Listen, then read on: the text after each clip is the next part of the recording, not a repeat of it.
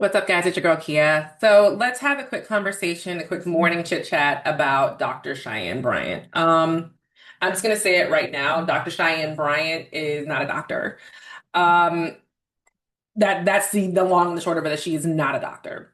She went on the Breakfast Club to talk about her accreditation because it's come into play because no one can find a degree, no one can find, a cap and gown picture, no one can find her transcripts, no one can even find, where she has posted her dissertation because that's usually what happens when you get your PhD. You post your dissertation just so it's like widely available. There's actually a main site that you can do that, but no one can find any credentials about her, and she's come into question multiple times about this because she calls herself Dr. Cheyenne Bryant. And if you don't know who I'm talking about, I will post a picture right here. Ooh, over here. Finger still pointing the wrong way.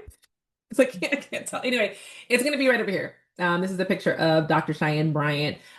She has been on Love and Hip Hop. Not Love and Hip Hop. She's been on Basketball Wives. She's one of the former co-producers of the Teen Mom reunion show. She has been on Cam Newton's show. She has been half naked with Jeezy. She's an extremely beautiful woman, and she kind of exists more in the entertainment space and then the actual therapy, mental health space. And that is completely fine. But she went on she went on the Breakfast Club to kind of address the rumors. And I can't post the video because, I'm monetized now and I don't want them to demonetize the video. But they had a conversation with her about her credentials, and she kind of talked about them in a roundabout way, but she said something that immediately made me and a lot of people go, oh, this is your method. So what she said is that she got a degree from Argosy University. And because Argosy University was shut down, her degree is no longer valid, and that she does not have access to her transcripts because whatever like housing place, like digital housing or data cloud storage that they had, no longer has access to that platform or whatever because it only lasts there for 2 years. So she has no way to kind of prove to people. But she did go to Argosy University, and that's where she got her degree from and her training from. Now, she did make a comment to me that I don't think a lot of people caught. Some people mentioned it but didn't catch that's not true. So one of the things she said is that she went to Argosy University and she called the financial aid department, and they let her know that she could get her money back. She could be refunded, but that she would lose all of her accreditation. She would lose all of her transcripts and all of her credit hours, basically. One second. And none of that is true. The reason why none of that is true because Argosy was shut down for misappropriation of funds and financial issues. So they were stealing the students' money and not, doing it properly. They were stealing financial aid from the government. It was a whole huge fiasco. It was very similar to Operation Nightingale, if anybody remembers that, when all the nursing schools here in Florida just got shut down overnight because they were misappropriating financial aid and funds and so on and so forth. So because of that, they can't just give her a refund. That's not how it works when somebody's in financial crimes. The same thing with Spirit Airlines right now. Spirit Airlines is in they went bankrupt. They don't have any money. So if someone wanted to, an employee wanted to, I don't even think they gave anybody refunds. I think a few people got refunds, but they couldn't widely give people refunds because they filed for bankruptcy. There is no money, but that's neither here nor there. The other thing that struck me as really odd is that she said she went to the financial aid department to have a conversation with them. That is not the conversation you would have with them when it comes to your credit hours, your transcripts, your accreditation. They're strictly working with, the government and Sally Mae and MOHELA is what it's called now, and the U.S. Department of Education for funding. They have nothing to do. They can't tell you that your degree is not valid.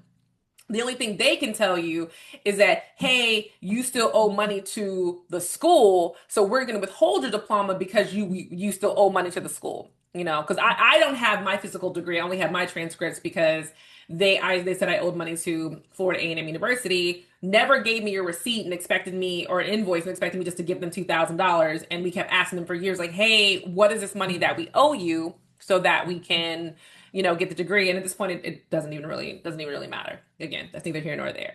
So, you wouldn't call that person. I'm not even sure who you would call in this type of situation, but it probably wouldn't be the financial aid department. The other thing that I find really interesting is that she went to Argosy University. And it's no down to anybody who had to go to Argosy, but there's certain schools when you're looking for a mental health professional that you want to see an accreditation from, that you don't want to see something that is an online school, because they lack the ability to really give you hands-on training and like actual therapy hours and the amount of different fields they want you to kind of learn.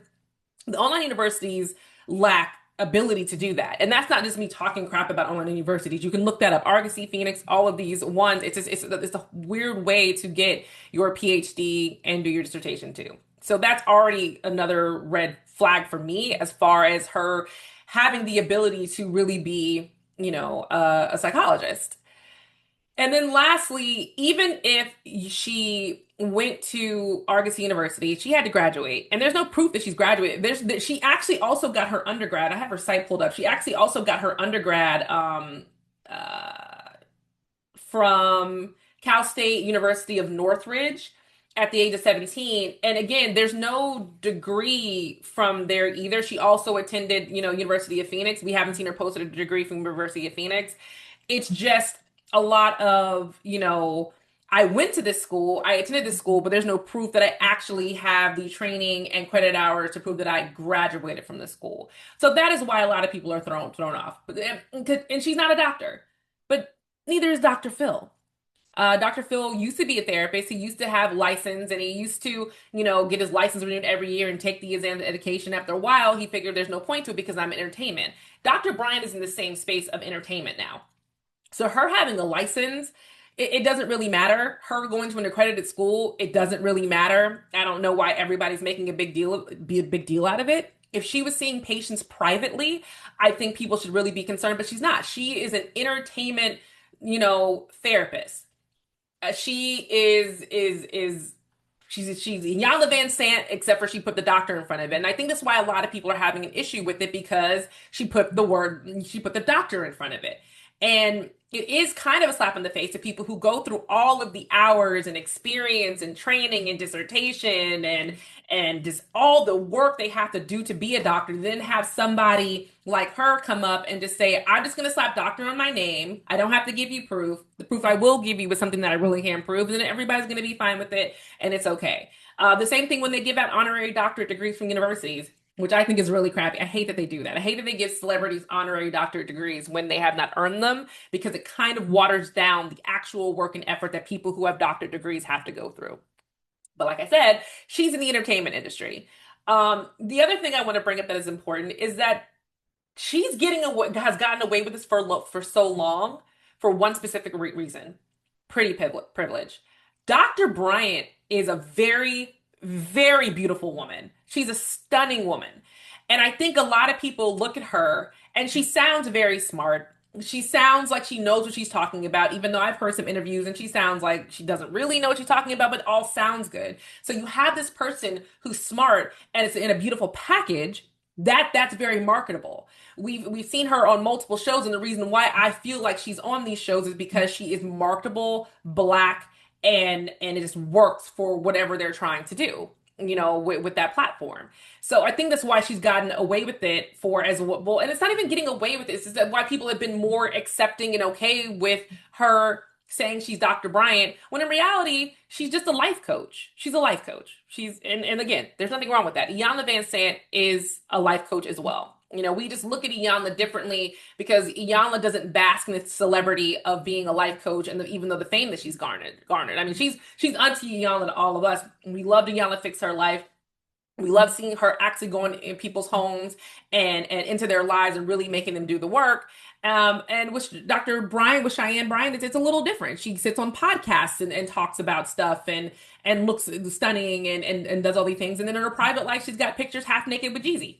It works for her. It's what she's doing, and it's okay. And then my last kind of comment is, why are people trusting life coaches in general?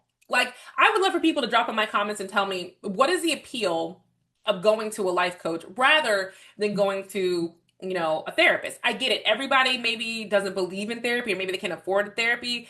But a life coach is just somebody who got a certificate online. There's not a whole lot of coursework that goes into being a life coach. So why are people so trusting to them and think they can guide them in the right direction. Again, I think Dr. Cheyenne is smart. I think she sounds good on podcasts. But if I was an everyday person and maybe I was looking for a life coach, I wouldn't want somebody like her to kind of guide me. I don't think she would have the emotional fortitude and education from how she comes off, even in that